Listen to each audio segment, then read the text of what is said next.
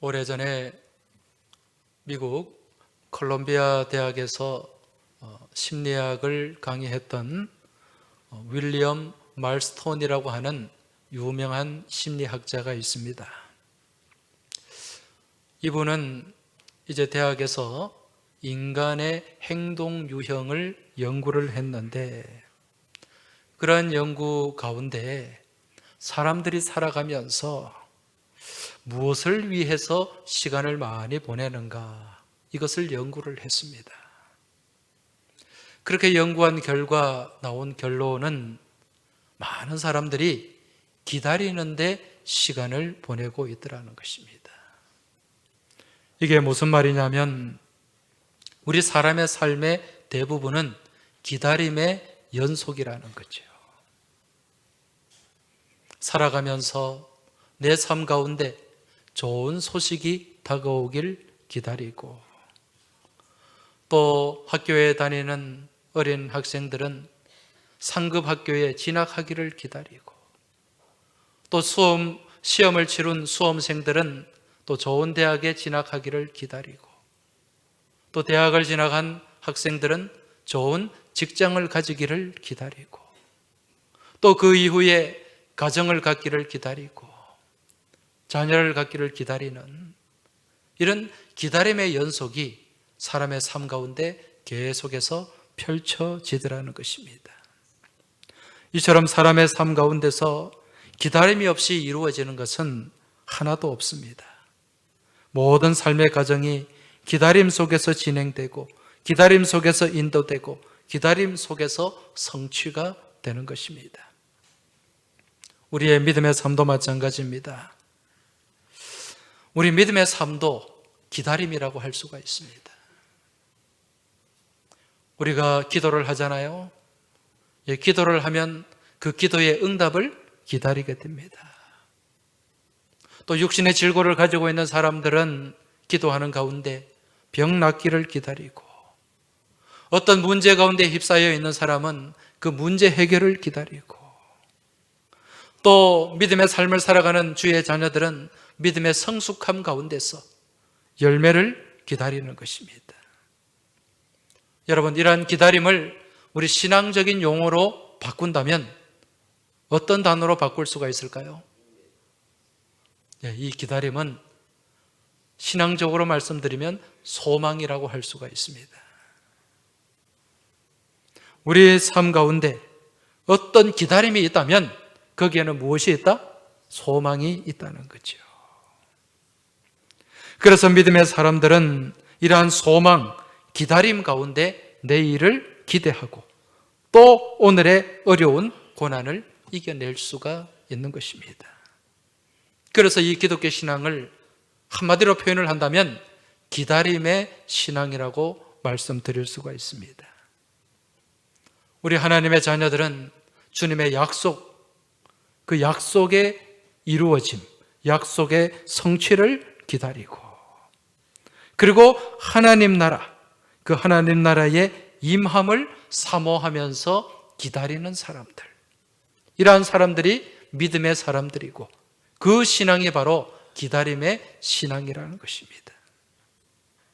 여러분, 성경에 등장하는 많은 믿음의 사람들이 있습니다. 소위 말하는 그 믿음의 능력자들, 믿음의 사람들은 대부분이 기다림의 대가들이었습니다. 우리가 믿음의 조상 그러면 누구를 꼽을 수 있습니까? 아브라함을 꼽게 되죠. 이 아브라함은 갈대아 우르에서 이제 가나안 땅을 향해 떠나면서 하나님께 받은 약속이 있었어요. 그 약속은 자녀에 관한 약속이었습니다. 근데 그 자녀의 약속이 이루어지기까지 몇 년이 걸렸습니까? 25년이 걸렸습니다. 75세 때 그 약속을 받고 100세의 아들 이삭을 얻었지 않습니까? 그런데 그 기다림은요, 도저히 우리 인간적인 눈으로는 기다릴 수 없는 기다림이었어요. 왜? 그 안에 사라가 이미 여성으로서의 그런 출산의 기능이 마비된 상태였기 때문에 도저히 기다릴 수 없는 상황에서도 아브라함은 믿음으로 기다렸습니다. 그랬더니 그 기다림에 응답이 있었다는 거죠. 아브라함만 그렇습니까? 여러분, 요셉은 어떻습니까? 요셉은 이 애굽의 감옥에서 13년을 기다렸어요. 그 결과 애굽의 총리가 되었고, 또 모세는 어떻습니까? 모세는 애굽의 왕궁에서 40년, 광야에서 40년, 무려 80년을 기다린 끝에 이제 출애굽을 인도하는 지도자로 세움을 받게 된 거죠. 그 외에도 성경에 등장하는 욥, 다윗, 다니엘, 이사야, 또 사도 요한, 또 이 사도 바울, 모든 믿음의 사람들이 다 기다림의 사람들, 기다림의 용사들이었다는 것입니다. 그들은 모두가 기다릴 수 없는 상황에서 기다림을 통해서 하나님께 쓰임을 받고 또 하나님께 영광을 돌린 믿음의 사람들이었습니다. 바라기는 오늘 이 자리에 함께한 우리 모든 믿음의 교우들, 기다림의 사람들이 되시길 주의 이름으로 축원합니다. 기다림의 대가가 되시길 주의 이름으로 축복합니다. 그러한 기다림은 막연한 기다림이 아니에요. 무엇이 동반된? 기대와 소망이 동반된 기다림입니다. 우리 믿음의 사람들은 이러한 기다림을 갖기 위해서 가져야 될 덕목이 있어요. 그게 뭡니까? 인내라고 하는 덕목입니다. 여러분, 기도하면서 우리가 기도 응답을 기다리는데 인내가 없으면 기다릴 수가 없습니다. 기도해보고 얼마 내가 바라는 그 시간 안에 빨리 응답이 안 되면 우리는 너무 쉽게 포기를 해버려요. 이건 믿음이 아니라는 것입니다. 하나님께서 응답하신다는 약속을 우리에게 주셨기에 기도하는 자, 믿음으로 기도하는 자에게는 하나님이 반드시 응답하신다는 그 약속을 붙잡고 인내하며 기대하며 기다리는 것, 이게 믿음인 줄 깨달으시기 바랍니다. 그래서 우리 기도의 사람들은 믿음의 3기가 있죠. 이게 뭡니까? 기도하고 기대하며 기다리는 것. 할렐루야. 여러분, 기도하십니까? 그 응답에 기대하시기 바랍니다. 기대가 있습니까? 그러면 기다리시기 바랍니다. 우리 옆에 계신 분들에게 좀 말씀해 주시기 바랍니다. 기도하고 기대하며 기다립시다. 네, 이 정도는 외울 수 있겠죠? 우리 옆에 계신 분들에게 다시 한번 격려해 주시기 바랍니다. 시작. 할렐루야. 우리가 믿음 안에서 기다리는 것, 이것은 인내와 소망을 기초로 하는 기다림. 그 기다림이 바로 기도하고 기대하고 기다리는 것이다. 여러분, 오늘 이 주일이 무슨 주일입니까? 대림절 첫 번째 주일이죠. 여러분, 대림절이 어떤 절기입니까? 기다리는 절기입니다. 기다림의 절기, 이것이 대림절입니다. 이 대림이라는 말은 영어로 advent라 그랬죠. advent가 뭐예요? 도착하다, 도착하다. 이제 기다리는 누군가가, 기다리는 대상이 도착하는. 우리가 예를 들어 버스를 기다리고 기차를 기다리면 기차가 도착하는 그 시간이 있잖아요. 그걸 advent라 그래요. 이 대림절을 왜 advent, 도착이라고 하는가? 우리가 기다리는 이 기다림은 막연한 기다림이 아니라 무엇이 있는? 도착이 있는. 중간에 사고가 나거나 중간에 문제가 생겨서 오지 못하는 것이 아니라 그 도착 시간, 그 도착 예정된 그 시간에 반드시 도착하는 것이 바로 대림이라는 거예요. 무슨 얘기입니까? 이 땅 가운데 다시 오시겠다고 약속하신 그 주님의 약속은 반드시 이루어진다는 거죠. 이 기다림의 종결이 바로 대림입니다. 자, 그럼 이 대림절은 누구를 기다리는 것입니까? 이 땅 가운데 빛으로 생명으로 오신 예수님을 기다리는 계절, 기다리는 절기가 바로 이 대림절이라는 것입니다. 여러분, 이 땅에 예수님이 무엇으로 오셨습니까? 빛으로 오셨죠. 그 빛도 참 빛으로 오셨다, 그렇게 말씀합니다. 이 빛은 무슨 힘을 가지고 있습니까? 무엇을 물리치는? 어둠을 물리치는. 이 죄와 악으로 혼탁해지고 어두워진 이 세상에 예수님이 빛된 예수님이 오심으로 말미암아 모든 어둠의 세력을 꺾을 수가 있었다는 것입니다. 그래서 제가 대림절 첫 주일이 되면 늘 이 초에 대해서 말씀을 드립니다. 오늘 이 대림절 첫 주일 이 강단에 장식이 아름답게 되어 있는데 여기서 제일 중요한 게 이 초입니다. 여러분, 이 대림절 초가 의미하는 게 뭡니까? 바로 이 땅 가운데 빛으로 오신 예수님을 나타내는 거예요. 그런데 이 초의 색깔이 어떻습니까? 똑같습니까? 다릅니까? 네. 오늘 빛을 비추고 있는 이 초의 색깔은 어떻습니까? 제일 진한 색이죠. 진한 색에서 점점 옅은 색으로, 밝은 색을 향해 나아가게 됩니다. 이게 무엇을 의미하는가? 우리가 예수님을 기다림으로 말미암아 우리 삶을 장악하고 잠식하고 있는 모든 어둠의 세력을 깨뜨리고 빛 대신 주님을 향해 점점 가까이 나아가는 그 모습을 여기에 담아내고 있는 것입니다. 바라기는 이 대림의 기간 동안 여러분 가운데 여러분을 지배하고 있는 그런 어둡고 혼탁한 세력들이 다 떠나가게 되고 우리 주님께서 비추어 주시는 그 빛의 능력으로 말미암아 더욱더 삶이 밝아지고 아름다워지고 복된 삶을 향해 나가는 은혜가 있길 주의 이름으로 축원합니다. 이제 오늘 이 대림절 첫 주일날 우리가 살펴보는 말씀은 마태복음 25장의 말씀입니다. 이 마태복음 25장 그러면은 딱 열처녀의 비유가 떠올라요.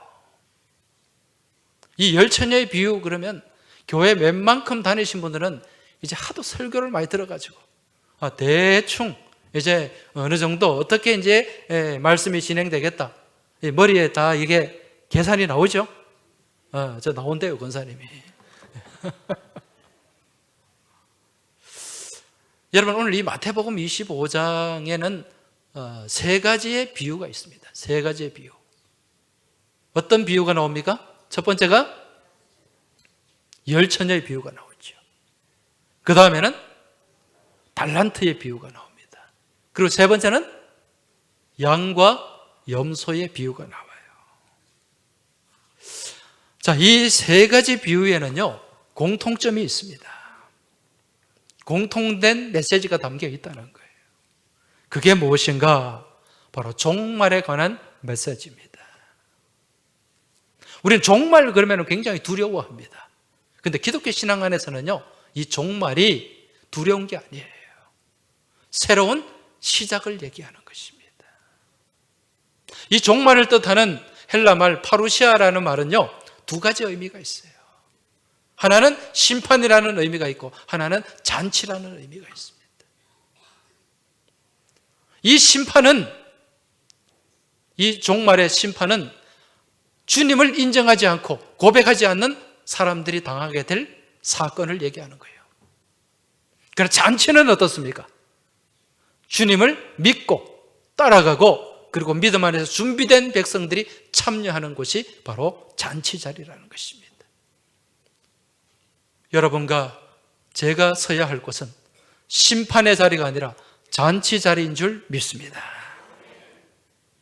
오늘 이 마태복음 25장은 바로 그러한 것을 우리에게 말씀해 주고 있다는 것입니다. 자, 오늘 이 열처녀 비유는 이 땅 가운데 종말할 때 다시 오실 예수님, 성경에서는 예수님을 어떤 분으로 묘사를 합니까? 우리의 신랑으로 묘사를 합니다. 다시 오실 신랑 되신 예수님을 우리가 어떤 마음으로, 어떤 모습으로, 어떻게 준비하고 기다려야 되는가?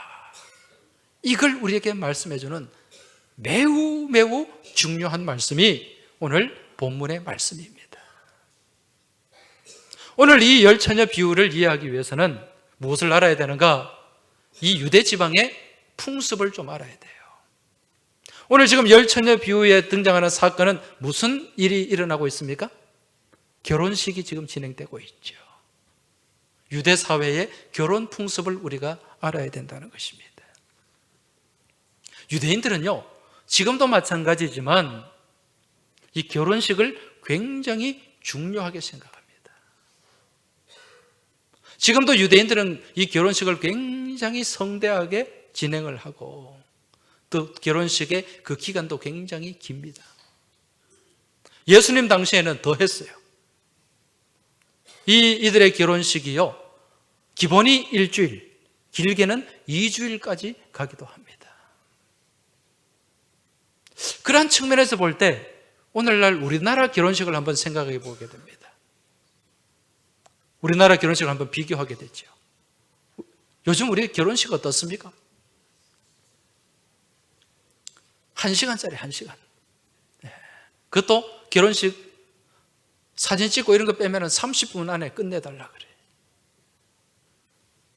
결혼식이요, 이 결혼식이 정말 일생일대에 있어서 중요한 일인데 이게 너무 소홀하게 취급을 받는 거예요.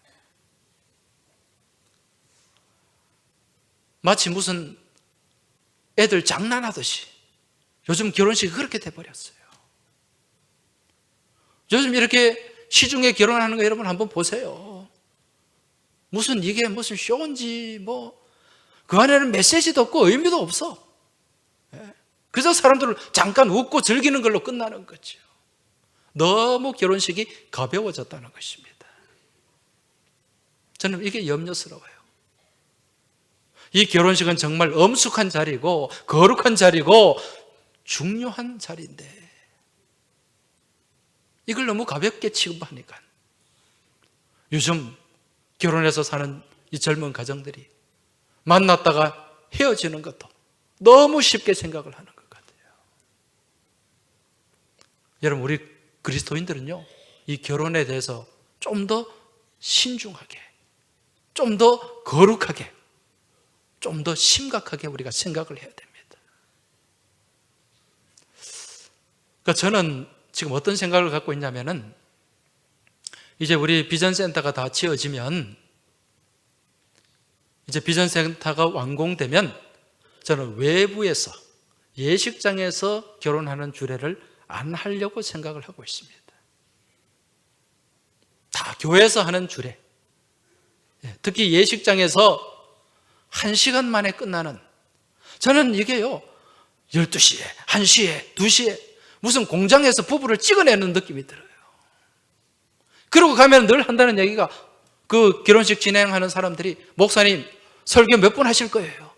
길게 하면 안 됩니다. 안 됩니다. 3번 얘기를 3번. 그러면 시간에 쫓기고 이 예식이요, 결혼식이 예배가 제대로 진행이 안 돼요. 그래서 우리 교우들께서는 이 예배당에서 자녀들, 또 결혼을 앞으로 앞두고 있는 우리 젊은이들, 예배당에서 결혼식을 가지시기 바랍니다. 이미 결혼한 사람들은 아멘 안 해도 돼. 결혼할 자녀가 있는 사람만 아멘 하시고 결혼할 사람만 아멘 하시기 바랍니다. 여러분, 우리 항서교회 얼마나 예쁩니까? 이 예배당 예쁘지 않아요?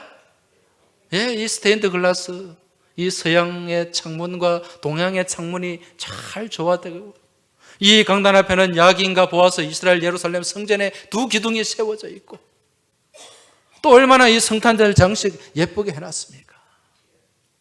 저는 우리 교회가 제일 예뻐요. 아멘 좀 하시기 바랍니다.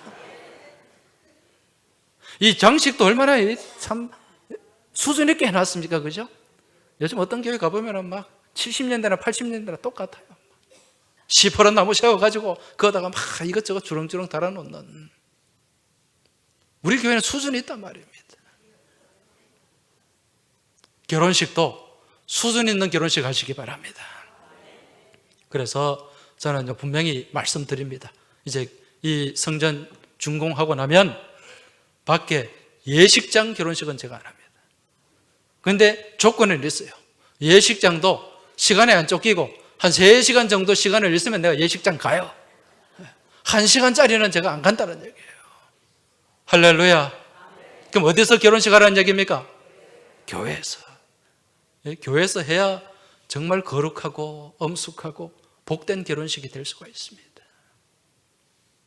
지금 유대인들은요, 그런 결혼식을 하는 거예요. 결혼식 1주일, 2주일 하는 게 쉽습니까? 그렇지가 않다는 것입니다. 이제 대개 이제 결혼식 하는 이 가정에서는요, 이제 신랑 신부, 먼저 신랑이 신부의 집으로 가게 돼요. 신부의 집으로 가게 되는데, 신부의 집으로 갈 때 신부의 친구들이 신부와 함께 신랑을 기다리게 됩니다.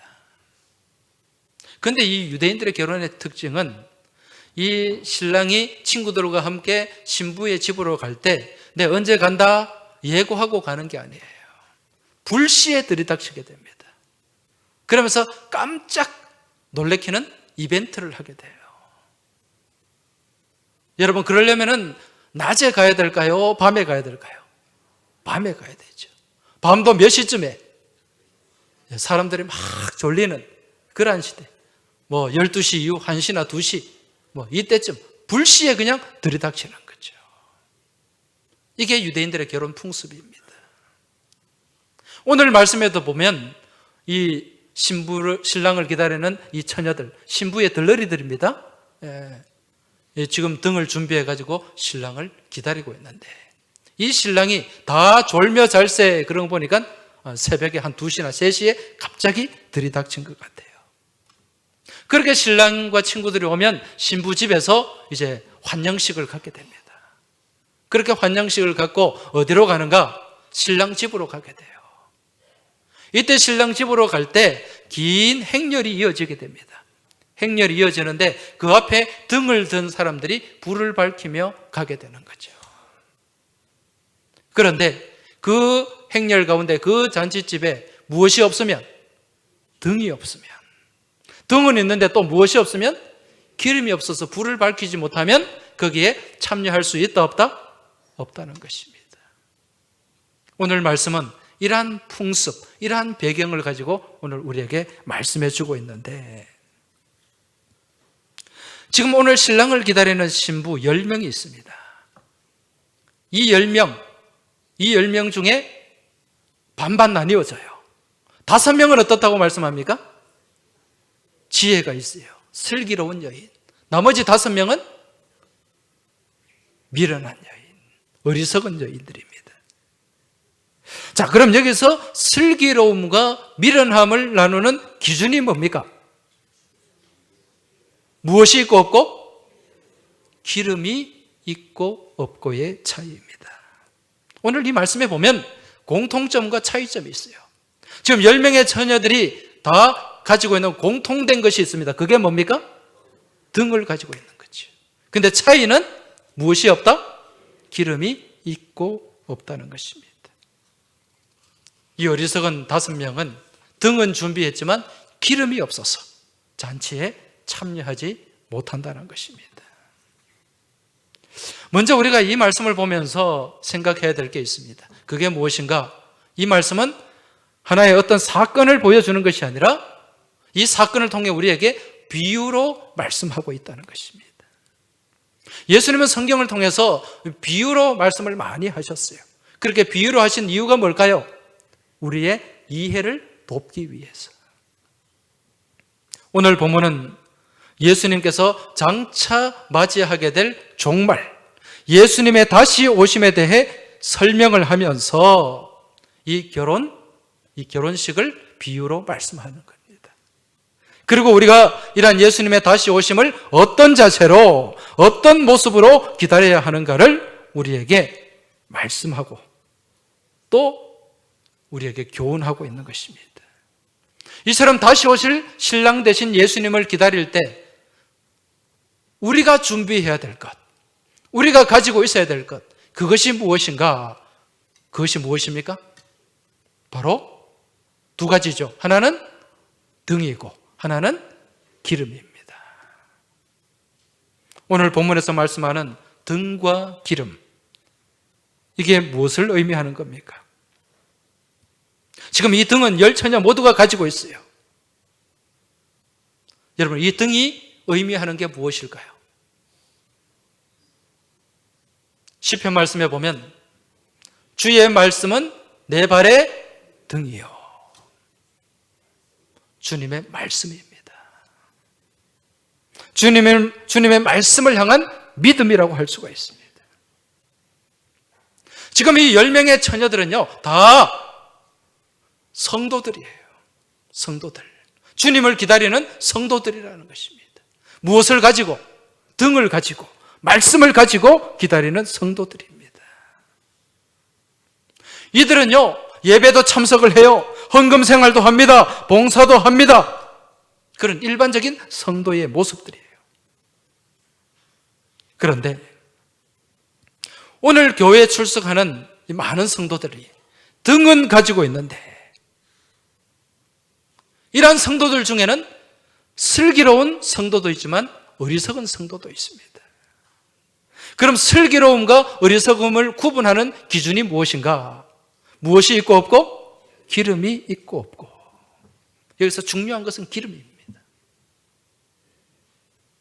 그렇다면 이 기름이 의미하는 것이 무엇일까요? 아까 등은 말씀이라 그랬어요. 그죠? 이 기름이 의미하는 것.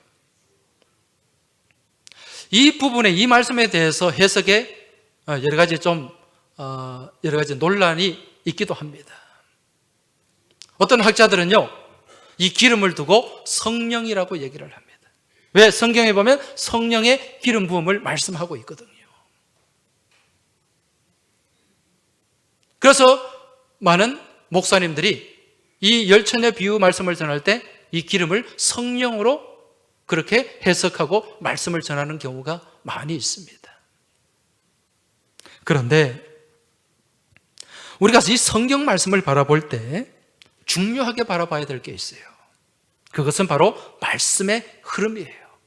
말씀의 문맥입니다. 지금 이 말씀의 전체의 흐름을 통해 이 말씀을 바라볼 때 기름은 성령과는 잘 어울리지가 않아요. 왜 그런가? 오늘 말씀 8절에 보면은 미련한 자들이 슬기 있는 자들에게 이르되 우리의 등불이 꺼져가니 너희 기름을 좀 나눠달라, 이런 말씀이 나옵니다. 여러분, 성령은 무슨 물질이 아니에요. 나눠주고 어떻게 할 그런 분이 아니라는 거예요. 성령은 인격적인 분이거든요. 그 뒤에 보면은 9절에 슬기 있는 자들이 대답하여 이르되 우리와 너희가 쓰기에 다 부족할까 하노니 차라리 파는 자들에게 가서 너희 쓸 것을 사라. 기름을 사라 그러잖아요. 여러분, 성령을 사고 팔 수가 있습니까? 아니잖아요. 이러한 전체적인 맥락, 말씀의 문맥을 통해서 볼 때, 이 기름은 성령이 아니구나, 이걸 알 수가 있다는 거죠. 그럼 이 기름은 무엇일까? 먼저 등은 하나님의 말씀이라 그랬어요. 그렇죠? 그리고 이 기름은, 등잔에 채워지는 기름은 등불을 밝히는 동력이에요. 에너지예요. 힘이에요. 그렇다면 이 기름은 무엇인가? 우리가 말씀을 가지고 말씀을 받고 나아가는데 그 말씀을 살아내는 동력, 살아내는 힘, 바로 믿음의 삶이라는 것입니다. 삶, 행함이라는 거죠. 이 성도의 삶이 바로 기름이라고 하는 것입니다. 여러분, 이해가 되십니까? 네. 지금 삶과 우리의 믿음, 말씀과 삶에 대해서 지금 말씀을 하고 있는 거예요. 좀 더 쉽게 설명을 드리면, 여러분들 스마트폰 다 가지고 계시죠? 네. 이 스마트폰을 보면 이게 두 가지로 구분이 됩니다. 하나는 뭐가 있죠? 하드웨어가 있어요. 하드웨어. 또 하나는 운영체계라고 하는 소프트웨어가 있습니다. 이 핸드폰에, 스마트폰의 하드웨어가 뭡니까? 메모리, AP라고 하는 뭡니까? 이 애플리케이션 프로세스, 그러니까 이 앱을 움직이게 하는 머리, 그리고 화면 보여주는 뭐 LCD, LED, 이런 게 다 하드웨어예요. 그럼 소프트웨어는 뭐죠? 그렇죠. 이 스마트폰을 움직이게 하는 운영체제. 갤럭시 폰 같으면은 안드로이드 운영체계, 아이폰 같으면은 iOS. 이게 소프트웨어라는 거예요. 이게 두 개 잘 조화가 될 때 스마트폰이 원활하게 작동을 하게 됩니다. 우리의 믿음의 삶도 마찬가지입니다. 우리의 믿음의 삶에도 하드웨어가 있고 소프트웨어가 있어요. 신앙의 하드웨어는 바로 하나님의 말씀입니다. 로고스예요. 선포된 말씀. 그리고 신앙의 소프트웨어는 이 말씀 안에 살아가는, 이 말씀을 움직이는 신앙의 삶, 신앙의 행위라고 할 수가 있는 거죠. 그래서 우리가 선포된 하나님의 말씀, 로고스, 이 로고스의 말씀을 믿고 그 말씀 안에 우리가 살아갈 때 그 말씀이 내 안에 살아 역사하는 생명의 말씀, 능력의 말씀, 치유의 말씀이 되는 줄 믿으시기 바랍니다. 그래서 우리가 말씀을 받고 가지고 있는 것은 그렇게 중요하지 않아요. 우리가 그 말씀을 살아내는 동력이 우리에게 있어야 된다는 것입니다. 그것이 기름이라는 거죠. 우리가 그러한 로고스의 말씀을 우리의 삶 가운데 육화시켜서 그 말씀을 살아낼 때 능력의 말씀, 생명의 말씀, 레마의 말씀이 되는 줄 믿으시기 바랍니다. 따라서 오늘 본문의 말씀은 이 땅에 다시 오실 신랑 되신 예수님을 기다리는 주의 자녀들이 어떤 자세로 기다려야 되는가? 그 자세는 바로 등잔을 들고, 등을 들고 무엇을 채워서, 기름을 채워서 무엇을 밝히고, 불을 밝히고 기다리는 것입니다.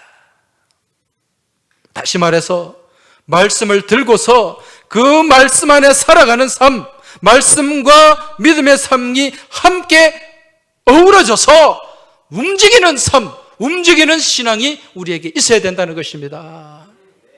그 말씀을 살아내는 거예요. 여러분, 오늘날 이 땅에 우리 기독교인들이 왜 능력 없는 삶을 살아갑니까? 무엇 때문입니까? 무엇 따로? 말씀 따로? 행실 따로. 이게 아주 중요하고 심각한 문제예요. 지난 주일날 우리가 같이 말씀을 나누었습니다. 제가 주일날 순간순간 질문하니까 이제 제목만큼은 외워오시기 바랍니다. 지난 주일 제목이 뭐예요? 너무 조용하네. 땀이 다 난다. 지난 주일 제목이 뭐냐니까요? 예, 감사합니다. 그래도 몇 사람이 기억을 해 주시니까. 즐거이 헌신하니. 우리가 입어야 될 게 있다 그랬어요?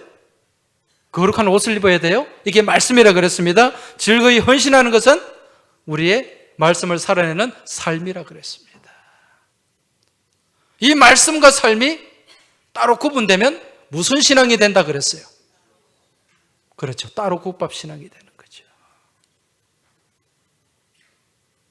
우리가 주일날 예배를 통해 들은 말씀은 많아요. 성경 공부를 통해 배운 말씀도 많아요. 그러나 그 말씀 안에 살아가는 동력이 없으니까, 움직임이 없으니까, 여러분, 행함이 없는 믿음은 무엇이다? 죽은 믿음이라 그랬죠. 우리의 듣는 귀는 높아졌어요. 말씀을 채우는 머리는 엄청나게 커졌습니다. 그러나 그 말씀을 살아내는 팔과 다리는 병들어 있다는 거예요. 그러니까 기형적인 신앙을 우리가 갖고 있는 거죠. 그러니 무슨 능력이 있고 세상 가운데 무슨 선한 영향이 우리를 통해서 나타나겠습니까? 그래서 사도 바울이 뭐라고 얘기했어요? 오늘 이 시대를 두고 경건의 모양은 있지만 무엇이 없다? 경건의 능력은 없다는 것입니다.